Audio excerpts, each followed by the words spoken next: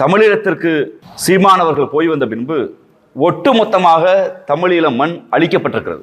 6-7 மாதங்களாக தமிழீழத்தில் தங்கியிருந்த இயக்குனர் சீமான் என்கிற போர்வையில் இருந்தவர் தமிழீழ விடுதலை புலிகளுடைய பதுங்கிடங்கள், தமிழீழ விடுதலை புலிகளுடைய போர் தளவாடங்கள், தமிழீழ விடுதலை புலிகளுடைய தளபதிகள் யார் என்று உளவு பார்த்து சிங்கள அரசுக்கும் பன்னாட்டு அரசுக்கும் கொடுத்ததால் அதன் விளைவாக தமிழீழம் முற்றுமாக 2009ஆம் ஆண்டு அழிக்கப்பட்டிருக்கிறது குற்றச்சாட்டை வைக்க விரும்புகிறோம். திரு சீமான் வைத்திருக்க வாட்ஸ்அப் ஸ்டேட்டஸ் அவருடைய பர்சனல் நம்பர் தான் காட்டுங்க. நேற்று இரவு மதிய மயக்கத்துல உற்சாக பானத்துல கள்ளு குடிச்சு தெருக்கு வாடா, கள்ளு குடிச்சு எவன் கேட்டால் திமுலா நடடா, சோழ வேத்துடா, சமூக ஒழுக்கக்கேடான்னு பேசுக சீமான் வைத்திருக்கிற வாட்ஸ்அப் ஸ்டேட்டஸ் என்னவென்றால், ஒரு டை அடிச்சு ஷூட்டிங்ல இருந்து நேரடியாக ஷூட்டிங் ஸ்பாட் வந்துட்டு அதுவும் நானும் மறைந்த காமராஜர் வழக்கறிஞரும் வலியுறுத்தி கேட்டதால் அவர் சொல்கிற கொச்சை தமிழில் எங்களை கெட்ட வார்த்தை பண்ணிட்டு கெட்ட வார்த்தையை திட்டிட்டு நான் அப்போ என் பொழப்ப பார்க்கறது இல்லையாண்டார். ஈழம் குறித்து பேசியவர்களை நீ பெரியாரிஸ்டா, நீ தெலுங்கா, நீ கன்னடனா பேசாத, நீ திராவிட இயக்கமா பேசாத, நீ யார் பேசுறதுக்குன்னு தான் மட்டுமே என்று இந்த ஊர்ல சொல்லுவாங்கல்ல, திருடன் சீமான் சொல்ல பழமொழி தான், திருடன் திருடிட்டு திருடன் திருடன் கத்திட்டு போற மாதிரி காட்டி கொடுத்துட்டு ஈழம் குறித்து பேசாமல் எல்லா துரோகத்தையும் செஞ்சுட்டு நான் இன உரிமைக்கு பேசுறேன்னு சொல்லி பேசி 15 ஆண்டு காலத்தில் அந்த இனத்திற்காக எதையும் செய்யாமல் தமிழீழத்தை கொச்சைப்படுத்தி நீ தெம்பும் திராணியும் யோக்கியதை இருந்தா நீ உண்மையிலேயே நீ சொல்ற மாதிரிலாம் சொல்ல முடியாது. ஆத்தாளுக்கு அப்புறம் சொல்றதெல்லாம் அது கொச்சையான சொல்ல. யோக்கியதை இருந்தா மேதகு பிரபாகரன் படத்தை போட்டு ஓட்டு கேட்டுக்கணுமா இல்லையா? ஏன் போடல? அப்போ மேதகு பிரபாகரனை குறித்து யார் பேசலாம் துறைன்னு சொல்லிட்டு நீ மேதகு பிரபாகரன் படத்தை நீ போடலைன்னா உன் உள்நோக்கம் மேதகு பிரபாகரனுடைய வீரத்தை, அந்த தியாகத்தை கொச்சைப்படுத்துவது, அவரை மட்டுப்படுத்துவது, அவரை இந்த மண்ணில் இருந்து அழிச்சிட்டு நான் தான் பிரபாகரன் கூட சொல்றதற்கான அந்த மனநோய்க்கு இன்னும் கொஞ்ச நாள் சீமா வந்துருவார். ஆனால் அந்த அரவணைப்பு என்பது ஆபத்தான அரவணைப்பு என்பதை எடப்பாடி அவர்கள் புரிந்து கொள்ள வேண்டும். 1000 முரண்பாடு திமுகவுக்கு அதிமுகவுக்கு இருக்கு, அது அரசியல் சண்டை. ஆனால் திராவிட இயக்கத்தின் ஆசானை கொச்சைப்படுத்துகிற போது எடப்பாடி போன்றவர்கள், விஜய் போன்றவர்கள் எல்லாம் வேடிக்கை பார்ப்பது அயோக்கியத்தனமான கள்ள மௌனமா நான் பார்க்கிறேன். அனைவருக்கும் வணக்கம். கடந்த 1 மாதங்களாக, அதுவும் குறிப்பாக திருவாளர் சீமான் அவர்களுடைய பேச்சு, தமிழீழம் குறித்து அவருடைய நிலைப்பாடு, தமிழீழம் செய்தி குறித்து அவர் சீமான் அவர்கள் வெளியிட்ட தரவுகள் எல்லாம் அம்பலப்பட்டு சீமான் பேசுவது பொய் என்று தெரியும். ஆனால் சீமான் என்கிற போலி பின்பம் முழுக்க பொய்களாலும் வன்மத்தோடு கட்டப்பட்டிருக்கிறது என்பது இந்த தமிழ் சமூகத்தை தோல்வித்து காட்டப்பட்டிருக்கிறது. இன்னைக்கு நீங்க எல்லாரும் பார்த்துக்க முடியும். நேற்று இரவு சந்தோஷ் என்கிற ஒளிப்பதிவாளர் எல்லாளன் திரைப்படத்தை எடுப்பதற்காக தமிழீழ விடுதலை புலிகளால் அழைக்கப்பட்டு ஒரு போர் சூழலில் போர் நடந்தபோது அந்த காட்சிகளை தமிழ் சமூகத்துக்கு காட்ட வேண்டும் என்பதற்கு அழைக்கப்பட்ட சந்தோஷ் அவர்களுடைய அந்த பேட்டி வந்தவுடன் ஒரு தமிழீழத்தின் ஆதரவாளர் என்ற முறையிலும் கடந்த காலத்தில் தமிழீழத்துக்கு போராட்டத்திற்காக செயல்பாட்டராக இருந்தேன் என்ற முறையிலும் சீமானவர்களின் பொய்யை நம்பி வாழ்க்கையை தொலைத்த லட்சக்கணக்கான இளைஞர்களில் நானும் ஒருவன் என்கிற முறையிலும் இதை உங்களிடம் சமூக ஊடகங்களிலும் வெகுஜன ஊடகங்களிலும் பொதுமக்களிடம் சொல்ல வேண்டிய கடமை எங்களுக்கு இருக்கிறது என்பதால் இந்த பத்திரிகையாளர் சந்திப்பு. ஈழம் என்கிற அரசியல் தமிழக சூழலில் 1970க்கு பின்பு மிக பிரதான அரசியல். தமிழ்நாட்டில் இந்தி எதிர்ப்பு எவ்வளவு பிரதான அரசியலோ, மொழி எவ்வளவு பிரதான அரசியலோ, அதளவிற்கு ஈழம் என்கிற அரசியலும் தமிழ்நாட்டு அரசியலில் பல தாக்கத்தை உண்டு செய்திருக்கிறது. ஆயுத போராட்டத்தை தமிழீழ விடுதலை புலிகள் ஆரம்பிக்கப்பட்ட போதும் மற்ற இயக்கங்கள் ஆரம்பிக்கப்பட்ட போதும் எந்த அமைப்பும் அழித்தொழிக்கப்படவில்லை. கடந்த காலங்களில் தமிழீழத்திற்கு திராவிட இயக்க தலைவர்கள், பத்திரிகையாளர்கள், வழக்கறிஞர்கள், கலைத்துறையினர் பல்வேறு தரப்பு ஈழத்துக்கு போய் வந்தாலும் அவர்களுக்கு பின்பு அந்த மண் முற்றிலுமாக துடைத்தெறியப்பட்டு அழியப்படவில்லை, யாராலும் காட்டிக் கொடுக்கப்படவில்லை. ஆனால் தமிழீழத்திற்கு சீமானவர்கள் போய் வந்த பின்பு ஒட்டுமொத்தமாக தமிழீழ மண் அழிக்கப்பட்டிருக்கிறது. நான் குற்றச்சாட்டு வைக்கிறேன், நாங்கள் குற்றச்சாட்டு வைக்க விரும்புகிறோம். 6-7 மாதங்களாக தமிழீழத்தில் தங்கியிருந்த இயக்குனர் சீமான் என்கிற போர்வையில் இருந்தவர் தமிழீழ விடுதலை புலிகளுடைய பதுங்கிடங்கள், தமிழீழ விடுதலை புலிகளுடைய போர் தளவாடங்கள், தமிழீழ விடுதலை புலிகளுடைய தளபதிகள் யார் என்று உளவு பார்த்து சிங்கள அரசுக்கும் பன்னாட்டு அரசுக்கும் கொடுத்ததால் அதன் விளைவாக தமிழீழம் முற்றுமாக 2009ஆம் ஆண்டு அழிக்கப்பட்டிருக்கிற குற்றச்சாட்டை வைக்க விரும்புகிறோம். இங்கு நடக்கிற வருகிற செய்திகள் எல்லாம், இப்போது வெளிவருகிற ஆதாரங்கள் எல்லாம் அச்சத்தையும் ஒரு மன இறுக்கத்தையும் உண்டு செய்திருக்கிறது. நீங்கள் தொடர்ச்சியாக பார்க்க வேண்டும் என்றால், நேற்று ஒரு தனியார் தொலைக்காட்சிக்கு ஒளிப்பதிவாளர் சந்தோஷ் அவர்களுடைய அந்த அறிக்கை, கடந்த இந்த 1 வாரங்களில் ராஜகுமார் என்கிற ஒரு இயக்குனர் அவர்கள் சீமானும் மேதகு பிரபாகர் அவர்களும் நிற்கிற அந்த புகைப்படம், ஒரு புகைப்படம் எது தமிழ்நாட்டு அரசியலில் தன்னுடைய என்ட்ரி கார்டாக சீமான் எங்களை போன்ற இளைஞர்களை ஏமாற்றுவதற்காக, தமிழ் சமூகத்தை ஏமாற்றுவதற்காக காட்டினாரோ, நானும் மேதகு பிரபாகரன் நெருக்கம் என்று ஒரு புகைப்படத்தை காண்பித்தாரோ, அந்த புகைப்படம் என்னால் தான் எடிட் செய்யப்பட்டது என்று ராஜகுமார் அவர்கள் சொல்லியதும், ராஜகுமார் அவர்கள் சொல்லிய பின்பு இப்போது இயக்குனர் சந்தோஷ் அவர்கள் மேதகு பிரபாகரன் அவர்களை சீமான் அவர்கள் 10 நிமிடம் கூட சந்திக்கவில்லை. சீமான் என்கிற இயக்குனர் இருக்கிறார், அவர் தமிழீழம் குறித்து மேடைகளை பேசுகிறார், அவரை சந்தித்தால் நன்றாக இருக்கும் என்று அண்ணன் வன்னியரசு அவர்களும் அண்ணன் குளத்தூர் மணி அவர்களும் அறிமுகம் செய்யப்பட்ட பின்பு சீமான் அவர்கள் மேதகு பிரபாகரன் அவர்களை சந்தித்தார். அது ஒரு 10 நிமிட சந்திப்பு கூட இல்லை. அந்த புகைப்படங்கள் இதுவரை வெளியே வரவில்லை என்கிற ஆதாரத்தையும், அந்த செய்தியை அவர் வைத்திருக்கிறார், வீடியோ வைத்திருக்கிறார் என்று நேற்று ஊடகத்தில் வேற சொல்லியிருக்கிற செய்தியும், ஏற்கனவே சங்ககிரி ராஜ்குமார் அவர்கள் இந்த புகைப்படத்தை நான் தான் வெளியிட்டேன் என்ற செய்தியும், அச்சத்தை மட்டுமல்ல, தமிழீழம் என்கிற உணர்வோடு இயங்கிய எங்களை போன்ற லட்சக்கணக்கான இளைஞர்களை பொய் பித்தலாட்டம் அவதூறில் சீமான் எங்கள் வாழ்க்கையை கெடுத்திருக்கிறார் என்கிற எண்ணம் எங்களுக்கு தோல்கிறது. நீங்க தமிழ் சினிமாவில் கோ என்கிற ஒரு படம் வந்திருக்கும், எல்லாரும் பார்த்திருப்போம், பொதுமக்கள் எல்லாம் பார்த்திருப்போம். அரசியலில் பின்னாடி இருந்து இயக்கி ஒருவர் எப்படி வர முடியும் என்று. அடிப்படையில் தமிழீழத்தை அழிப்பதற்கும் தமிழ் சமூகத்தில் மேலோங்கி இருந்த தமிழீழ ஆதரவையும் சமூக நீதி ஆதரவையும் மட்டுப்படுத்துவதற்கு சீமான் என்கிற மனிதர் இந்த சமூகத்தில் வளர்த்தெடுக்கப்பட்டிருக்கார் என்று தெரிகிற போது அது மிகவும் கவலைக்குள்ளாத மட்டுமல்ல, யாரை நம்புவது என்கிற மிகப்பெரிய சிக்கலை இளைஞர்களுக்கு கொண்டு செய்திருக்கிறது. ஏனென்றால் அந்த சந்தோஷ் வெளியிடுகிறார், இந்த படம் எடுக்கப்படவில்லை, அவர் சந்தித்தது உண்மைதான், அது 10 நிமிடம் கூட சந்திப்பில்லை, அவருடைய தனி மனித ஒழுங்கினத்தால் தமிழீழ விடுதலை புலிகள் மரியாதைக்குரிய சேரலாதன் அவரோடு தொடர்பை துண்டித்தார் என்ற செய்தியை வெளியிடுகிறார். கூடவே 6 புகைப்படத்தை நாங்கள் எடுத்தோம், எடுத்தது யார் என்று அவர் சொல்கிறார். அமர்த்திதாஸ் என்கிற ஒருவருடைய பெயரை குறிப்பிட்டு அவரும் நானும் 6 புகைப்படத்தை எடுத்தோம். 4 புகைப்படத்தை அமர்த்திதாஸ் எடுத்தார், 2 புகைப்படத்தை நான் எடுத்தேன் என்று சொல்லியிருக்கிறார்கள். எடுத்தவர்கள் நாங்கள் என்ற ஆதாரத்தை சந்தோஷ் அவர்கள் வெளியிட்டிருக்கிறார். அமர்தாஸ் அவர்களும் பொது வெளியில் சீமானோடு புகைப்படத்தை வெளியிட்டு நாங்கள் தான் அந்த 6 புகைப்படத்தை ஷூட்டிங் ஸ்பாட்ல எடுத்தோம், எல்லாளன் ஷூட்டிங் ஸ்பாட்ல எடுத்தோம் என்று அவர் குறிப்பிடுகிறார். எல்லாளனுடைய ஷூட்டிங் ஸ்பாட்ல நாங்கள் வெளியிட்டோம் என்று அவர்கள் எடுத்தவர்கள் குறிப்பிடுகிறார்கள். ஆனால் தமிழ் சமூகத்தில் சீமான் என்கிற பொய்யர், சீமான் என்கிற தற்குறி, சீமான் என்கிற தமிழ் சமூகத்தின் கேடு மட்டுமல்ல, சீமான் என்கிற இந்த வார்த்தைகளில் வர்ணிக்க முடியாது. அவர் என்ன சொன்னார் என்றால், எங்களை போன்ற இளைஞர்களுக்கு, தமிழ் சமூகத்துக்கு, ஊடக நண்பர்களுக்கு உங்களுக்கு தெரியும், நான் காட்சியில் சண்டைக்களத்தில் இருந்து துப்பாக்கி பிடித்தேன், என் கையை மேதகு பிரபாகரன் பிடித்தார், போராளிகள் பிடித்தார், இப்படி சூடு என்று கதையை சொல்லிக் கொடுத்தார். ஆனால் இன்று அவர் சொல்கிறார்கள், மிகவும் கட்டுக்கோப்பாக இயங்கிய ஒரு இராணுவ இயக்கம் தமிழீழ விடுதலை புலிகள், பயிற்சி பெற்ற தமிழீழ விடுதலை புலிகளை தவிர யாரும் துவக்கை தூக்க முடியாது. வெறும் சினிமா ஷூட்டிங்கில் நான் படம் எடுப்பதற்கு நாங்கள் எடுத்த படத்தை தமிழ் சமூகத்தில் காமித்து, இந்த படம் நான் பயிற்சியில் ஈடுபட்ட படம் என்று ஒரு பொய் சொல்ல முடிந்திருக்கிறது என்றால், இவருடைய அரசியல் வருகையை சந்தேகம் மட்டுமல்ல நாங்கள் குற்றச்சாட்டுகிறோம். தமிழீழ அரசியலை தமிழ்நாட்டிலும் உலகத்திலும் சீமான் மழுங்கெடுக்க செய்திருக்கிறார். எப்படி என்று சொன்னால், 2009 போர் உச்சத்தில் இருந்த போது சீமான் என்ன செய்து கொண்டிருந்தார் என்கிற கேள்வி இருக்கிறது.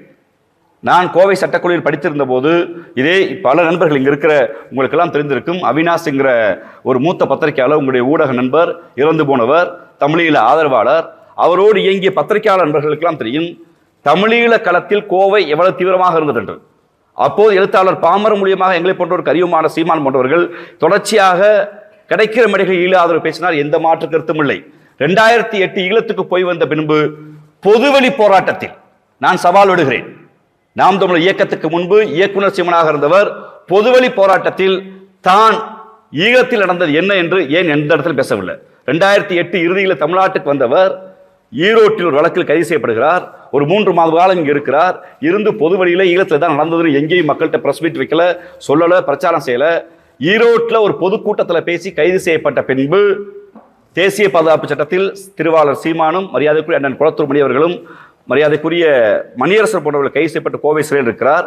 கோவை சிறையிலிருந்து நன்கு கவனிக்க வேண்டும். 2008 இறுதியில் வெளியே வருகிறவர் 2008 இறுதியில் எங்களை போன்ற மாணவர்கள், அன்று சட்டக்கல்லூரி மாணவர்கள், வழக்கறிஞர்கள், ஏன் ஐஸ்விப்பவர்கள் தொடங்கி திருநங்கைகள் வரை அத்தனை அரசியல் இயக்கமும் ஈழ ஆதரவுக்காக பெருமரியாதைக்கு இந்திய கம்யூனிஸ்ட் கட்சி ஆரம்பித்து வைத்த போராட்டம், தாப்பாண்டியன் அவர்கள் ஆரம்பித்து வைத்த போராட்டம் தமிழ்நாடு முழுக்க பற்றி எறிந்தது. ஆனால் 2008 இறுதியில் சிறையிலிருந்து வெளியே வந்த சீமான் நேரடியாக போராட்ட களத்துக்கு செல்லவில்லை. அதற்கு மாறாக அவர் சென்ற இடம் மாயாண்டி குடும்பத்தார் என்கிற படப்பிடிப்பு தளம். தன்னிடம்தான் ஈழப்போராட்டம் ஒப்படைக்கப்பட்டது என்று அன்று பொய் சொல்லிய சீமான், பொய்க்கதைகளை பேசிய சீமான், ஒருவேளை தன்னிடம் ஒப்படைக்கப்பட்டிருந்தால் உண்மையிலேயே இனமானம்தான் பெரிது, வருமானம் பெரிது நம்பியிருந்தால் நேரடியாக ஷூட்டிங் ஸ்பாட்டுக்கு போக வேண்டிய அவசியம் இல்லை. டிசம்பர் மாதம், ஜனவரி மாதம் போராட்ட உச்சத்தில் இருக்கிறது. பெருமரியாதைக்குரிய இயக்குனர் அண்ணன் முத்துக்குமார் அவர்கள் தீக்குளித்து இறந்து போகிறார். உங்களுக்கெல்லாம் தெரியும். 3 நாள் அவருடைய அந்த பூத உடல் சென்னையில் இருக்கிறது. எங்களை போன்ற இளைஞர்கள் முத்துக்குமார் உடலை பாதுகாக்க வேண்டும், அந்த உடலை ஆயுதமாக்கி போராட வேண்டும் என்று நாங்கள் கோரிக்கை வைத்துக் கொண்டிருந்தோம், போராடி கொண்டிருந்தோம். அந்த போராட்டத்தை, அந்த உடலை சுத்தி பெறும் மரியாதைக்குரிய இயக்குனர் ராம் அவர்கள், இயக்குனர் சேரன் அவர்கள், மறைந்த மரியாதைக்குரிய ஐயா வெள்ளையன் போன்றவர்கள் அந்த போராட்ட களத்தில் உட்கார்ந்து போராட்டத்தை வழிநடத்தினார்கள். 1 நாள் 2 நாள் இல்லை, 3வது நாள் அந்த உடலை எடுக்கிற போது உங்கள் எல்லா பத்திரிகையாளர்களுக்கும் ஞாபகப்படுத்த விரும்புகிறேன். ஒரு டை அடித்து ஷூட்டிங்ல இருந்து நேரடியாக ஷூட்டிங் ஸ்பாட் வந்துட்டு, அதுவும் நானும் மறைந்த காமராஜர் வழக்கறிஞரும் வலியுறுத்தி கேட்டதால் அவர் சொல்கிற கொச்சை தமிழில் எங்களை கெட்ட வார்த்தை பண்ணிட்டு, கெட்ட வார்த்தையை திட்டிட்டு, நான் அப்போ என் பொழப்ப பார்க்கறது இல்லையாண்டார். ஈழத்தை நேரடியாக பார்த்து மேதகு பிரபாகரங்களால் வழிகாட்டப்பட்டதை நம்பினால் அந்த நேரத்தில் சாமானியனை தெருவில் இறங்கி போராடிய போது ஈழத்திற்கு வழிகாட்டும் என்று சொன்ன நீங்கள் மாயாண்டி குடும்பத்தார் படத்தில் இருக்க முடியாது. முத்துக்குமார் இறந்த பிறகு பள்ளப்பட்டி ரவி தொடங்கி ஏறத்தாழ 17 பேர் தீக்குளித்தார்கள். அந்த 17 பேர் தீக்குளிச்ச போதும் ஜனவரி மாதம், பிப்ரவரி மாதம், மார்ச் மாதம், இந்த 3 மாதத்தில் திருவாளர் சீமான் எங்கிருந்தார் என்று அந்த கேள்வியை வைக்க விரும்புகிறேன். ஏனென்றால் நாங்கள் மாணவர்கள் போராடினோம், எதிர்க்கட்சிகள் போராடினார்கள். சீமான் 3 மாதத்தில் ஒரே ஒரு போராட்டத்திற்கு வந்தார். திரையுலகம் நடத்திய, அனைத்து கட்சி நடத்திய மனித சங்கிலி போராட்டத்திற்கு வந்தார். இயக்குனர் அண்ணன் அமீரோடு கைகுலுக்கின்றார். அந்த புகைப்படத்தை தவிர அடுத்தவர் என்ட்ரி ஆனது எப்படின்னா, பாராளுமன்ற தேர்தலில் திரையுலகினர் கட்டமைத்த பாராளுமன்ற தேர்தலுக்கு எங்களுக்கு என்ன அச்சம் வருதுன்னா, தமிழீழத்தில் பார்த்த செய்தியை சிங்கள உளவுத்துறைக்கும் பன்னாட்டு உளவுத்துறைக்கும் இங்குதான் புலிகளுக்காண்டு காட்டி கொடுத்து விட்டு அந்த போர் முடிவுக்கு வந்த பின்பு சூசி அவர்கள் பேசியதாக சொல்கிற 1 நிமிட ஆடியோ வைத்துக் கொண்டுதான் அவர் இந்த வரை அரசியல் செய்து கொண்டிருக்கிறார். ஆனால் சூசி அவர்கள் பேசிய 5 நிமிட ஆடியோக்களை முழுவதுமாக இன்று சமூக ஊடகங்களில் திரு சந்தோஷ் அவர்கள் எல்லா இடத்தையும் வெளியிட்டிருக்கார். அதுல சீமான்களை மட்டுமல்ல, தமிழ் சமூகத்தை நம்பி ஒப்படைக்கிறார். ஆனால் மேதகு பிரபாகரன் அவர்கள் இறந்து விட்டார் என்று தெரிந்தும், கொல்லப்பட்டு விட்டார் என்று தெரிந்தும் இளைஞர்களிடம் ஒரு எழுச்சி வந்துவிடக் கூடாதற்காக திட்டமிட்டு அவருடைய இறப்பை மறைத்து தமிழ் சமூகத்தில் எண்ணிலடங்காத இளைஞர்கள் அரசியலை அவர் இன்னும் சொல்ல போனால் திட்டமிட்டு சேர்த்திருக்கிறார், வாழ்க்கை சேர்த்திருக்கிறார். ஈழப்போருக்கு பின்பு பொதுவெளியில் சவால் விடுகிறேன்.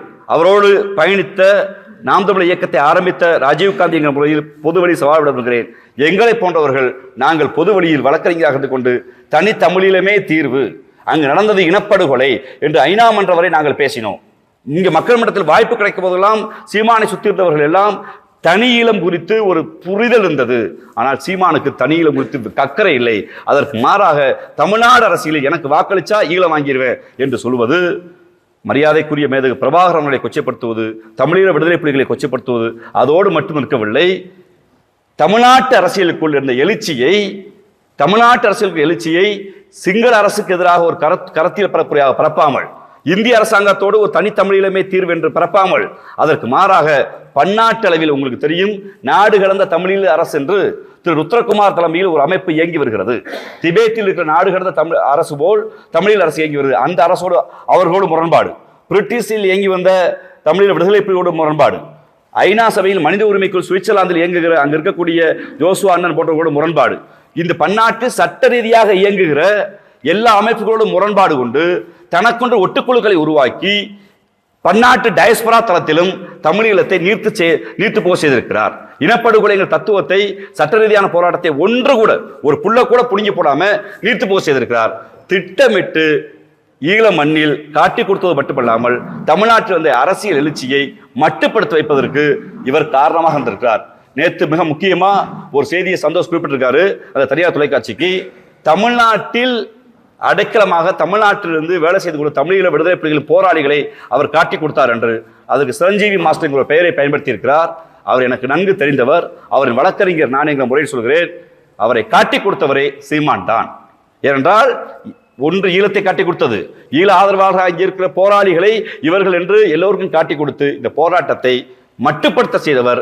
அதற்கு பின்பு ஏற்பட்ட அரசியல் எழுச்சியை ஒரு தேசிய இனத்தின் உரிமையாக பார்க்கப்பட வேண்டியது, குறிப்பாக தமிழ் சமூகம் தமிழர் உரிமை என்று பேசியதை ஒரு தெலுங்கு எதிர்ப்பாக, ஒரு கன்னட எதிர்ப்பாக மாற்றி இந்திய அரசியலோடு டெல்லி அரசோடு ஒரு மாநில சுயாட்சி பேசுகிற இந்த மண்ணில் ஈழம் குறித்து பேசியவர்களை, நீ பெரியாரிஸ்டா, நீ தெலுங்கா, நீ கன்னடனா பேசாத, நீ திராவிட இயக்கமா பேசாத, நீ யார் பேசுறதுக்குன்னு தான் மட்டுமே என்று இந்த ஊர்ல சொல்லுவாங்கல்ல, திருடன் சீமான் சொல்ல பழமொழி தான், திருடன் திருடிட்டு திருடன் கத்திட்டு போற மாதிரி காட்டி கொடுத்துட்டு ஈழம் குறித்து பேசாமல் எல்லா துரோகத்தையும் செஞ்சுட்டு நான் இன உரிமைக்கு பேசுறேன்னு சொல்லி பேசி 15 ஆண்டு காலத்தில் அந்த இனத்திற்காக எதையும் செய்யாமல் தமிழீழத்தை கொச்சைப்படுத்தி, தமிழீழ ஆதரவை மட்டுப்படுத்தி, தமிழீழ ஆதரவு போராட்டத்தை முனைமலங்க செய்து, தமிழீழம் குறித்து பேசியவர்களை வந்தேறி துரோகி என்று குற்றச்சாட்டு வைத்து இன்று அவர் நிலை என்ன இருக்கிறது என்றால் ஒரு RSS உடைய கைக்குலியாக வந்திருக்கிறது.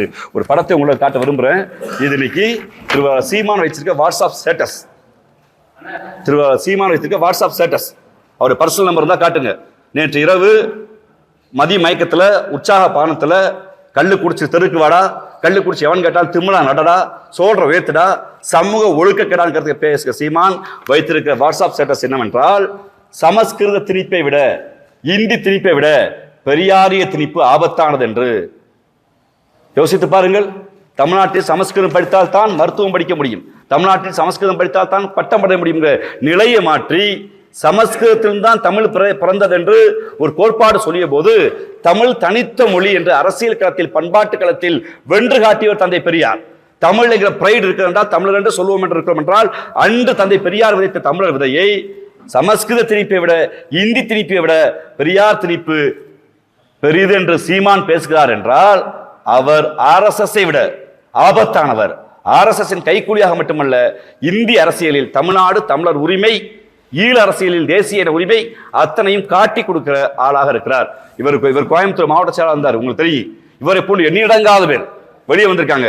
எங்களை போன்ற இளைஞர்களுடைய அரசியலை, அறிவை சுரண்டி, பொருளாதாரத்தை சுரண்டி, உழைப்பை சுரண்டி இன்னைக்கு பல இளைஞர்கள் இந்த மனுஷன் சொல்றதெல்லாம் சரி என்று நம்புகிறார்கள். எத்தனை கதைகள். ஒன்று, எனக்கு அந்த இட்லிக்குள் ஆமை கறி கொடுத்தார், அதை அண்ணன் பிரபாகரன் ஊட்டிவிட சொன்னார். தேக்கு மரத்தை நடுவதற்கே 1 லட்சம் தேக்கு மரத்தை நட சொன்னார் என்று பேசிவிட்டு மான் சுடுவதற்கு தடை இருந்த போது மானை சுடச் சொல்ல பிரபாகரன் உத்தரவிட்டார் என்று சொல்வது அந்த அமைப்பை கொச்சைப்படுத்துவது. ஒரு போராளி கட்டுக்கோப்பு இயக்கம், நான் அங்கு போன போது ஒரு பெண்ணை பார்த்து ரசித்தேன், அவர்களை திருமணம் செய்வதற்கு ஆசைப்பட்டேன் என்று போராட்ட களத்துக்கு போன ஒரு சைட்டட் ஊர் சுத்தினேன், நான் ஒரு உல்லாச பயணமா இருந்தேன் என்று பேசுவது தமிழீழ விடுதலை புலிகளை, அவர்களுடைய ஆதரவு நிலைப்பாட்டை இங்கு கேள்விக்குறியாக்கி இருக்கிறார்.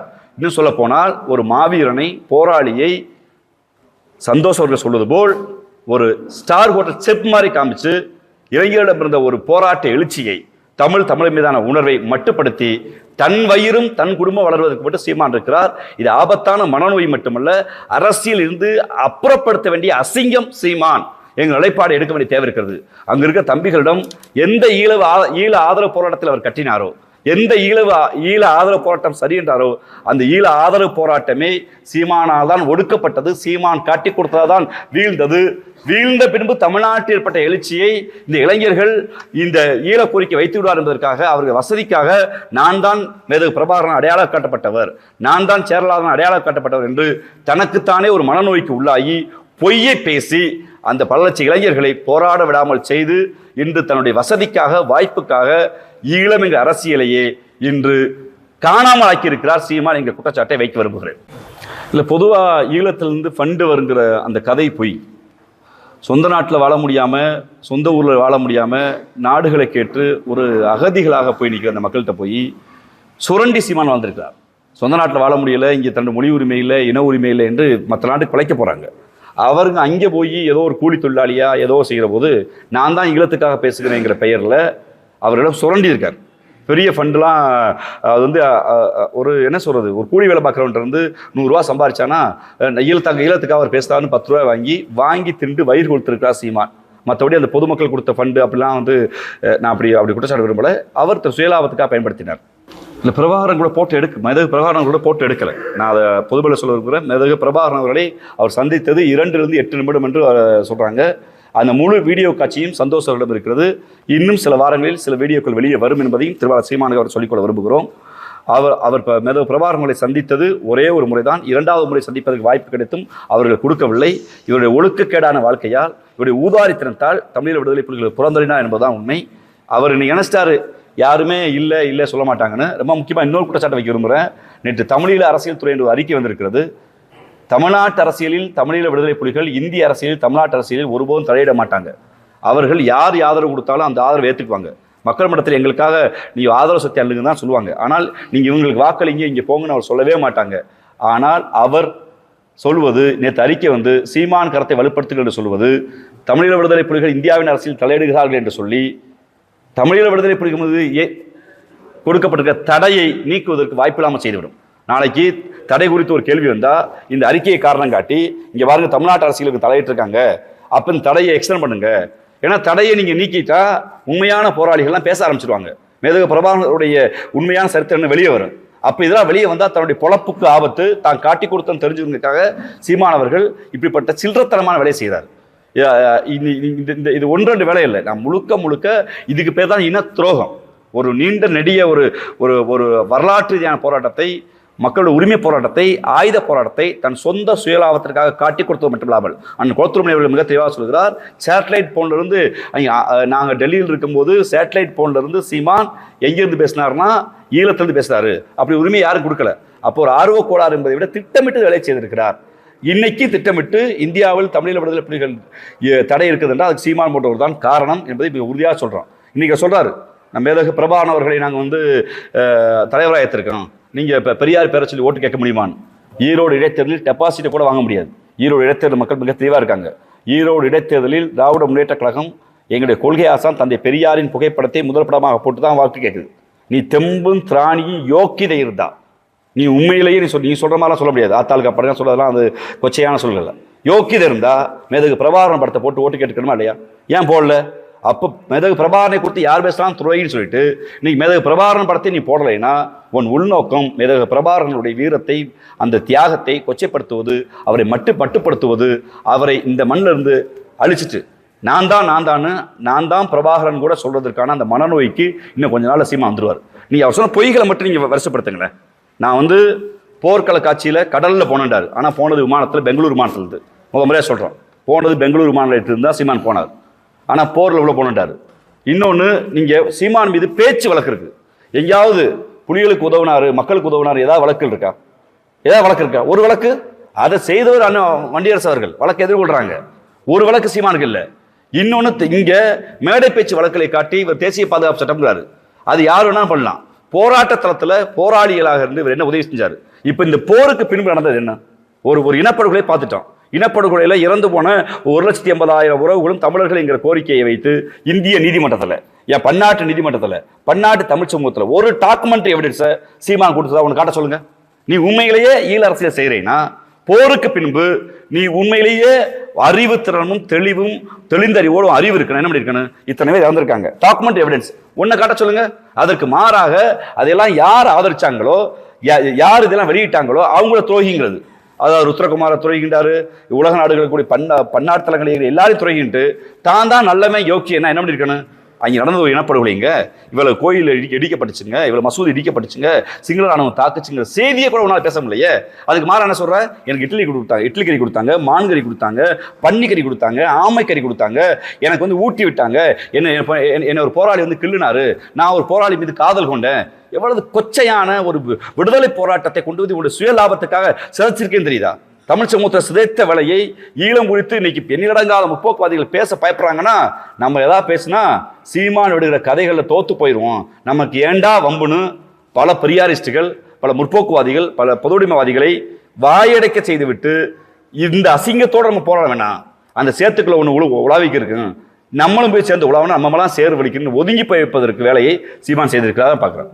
அடுத்த நான் அம்பேத்கர் தொடுவார்னு நினைக்கிறேன். ஏன்னா அவர் எது குறித்து படிக்கிற பழக்கம், வாசிக்கிற பழக்கம் இல்லை. தந்தை பெரியார் குறித்து அவருடைய நாங்கள் இது வரைக்கும் ஆதாரத்தை கேட்குறோம், ஆதாரத்தை கொடுக்க முடியல. RSS வைக்காத குற்றச்சாட்டை கூட அவர் வைக்கிறார் என்றால் அவரை இயக்குவதற்கு இங்கு ஏதோ ஒரு அமைப்பு தயாராகிவிட்டது.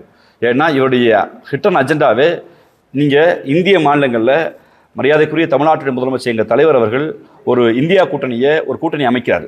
அந்த கூட்டணியில் தமிழ்நாட்டிலிருந்து ஒரு மதச்சார்பின்மையை சொல்கிறோம், மாநில சுயாட்சியை சொல்கிறோம், தேசிய இனங்களுடைய மொழி உரிமையை பற்றி சொல்கிறோம். இதை மூன்றையும் எங்கள் கூட்டணியுடைய தலைமையாக இருக்கக்கூடிய காங்கிரஸ் பெரியக்கம் புரிந்திருக்கிறது. ராகுல் காந்தி அவர்கள் மாநில சுயாட்சி குறித்து பேசப்பட வேண்டும் என்கிறார். மதச்சார்பை கொடுத்து மிக நீண்ட நெடிய கருத்தோடு வாதிக்கிறார். இந்தியாவோட பாராமட்டத்துக்கு வந்து நீங்கள் எங்கே வேணாலும் வந்துடலாம், நோ எவர், நீங்கள் ஒருபோதும் தமிழ்நாட்டுக்கு போக முடியாதுன்னு பாஜக அப்போ சொல்கிறாருன்னா இந்த கொள்கை தெளிவு. அப்போ தமிழ்நாடோட ப்ரைடுங்கிறது மொழி அரசியல். இந்தி எதிர்த்து, சமஸ்கிருதத்தை எதிர்த்து, மொழி தனித்த அடையாளத்தோட அரசியலை இன்னைக்கு என்ன பண்ணிட்டேன்னா, சீமான் போன்றோர் தெலுங்கு எதிர்ப்பா, மலையாள எதிர்ப்பா, தமிழை தாய்களி மொழின்னு ஏன் சொல்கிறோம்?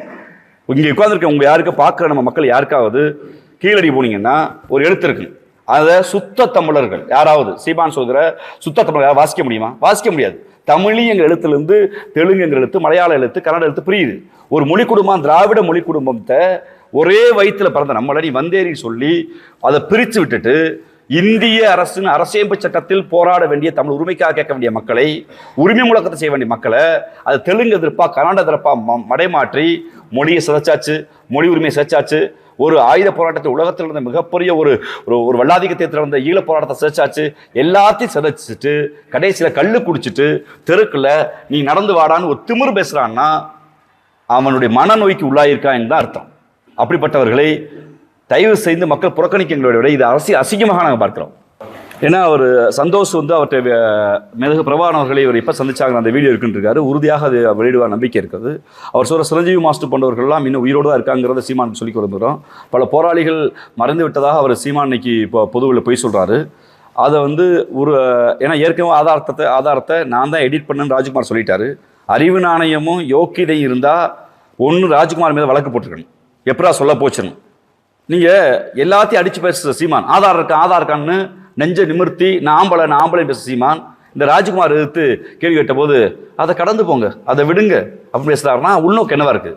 இந்த மேதகு பிரபாகரன் படம் கொடுத்து வர சந்தோஷ் சொன்னதுக்கு என்ன பேசுவார்னா, அப்போ நான் பார்க்கலையாங்கிறாரு.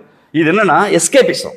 தன்னை நோக்கி ஒரு கார்னர் பண்ணுற போது இன்னைக்கு அம்பலப்பட்டுட்டார். நீ ஈழத்துக்கு போனது உண்மைதான். எதுக்கு போனேன்னா ஷூட்டிங் நடக்கிற போது ஒரு இயக்குனராக வழிநடத்த போன, அவ்வளோதான்.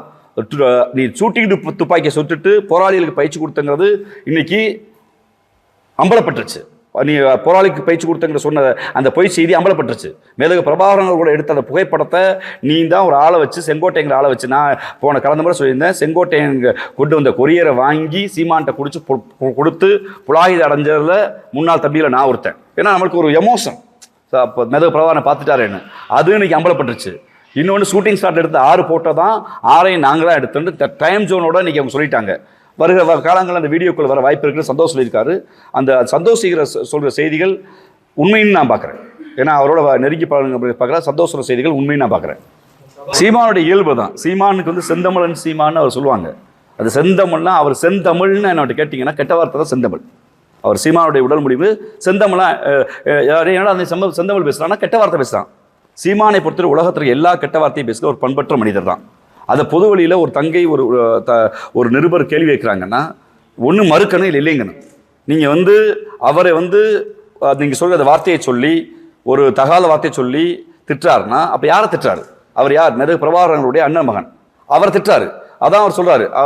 அதுக்கடுத்து அவங்களுடைய ஊடகங்களை ஒரு செய்தி வெளியிடுறாங்க. அவர் மனைவிக்கு கேக் ஊட்டிக்கிருந்தார் 2009. அவராவது மனைவிக்கு கேக் ஊட்டிக்கிருந்தார்.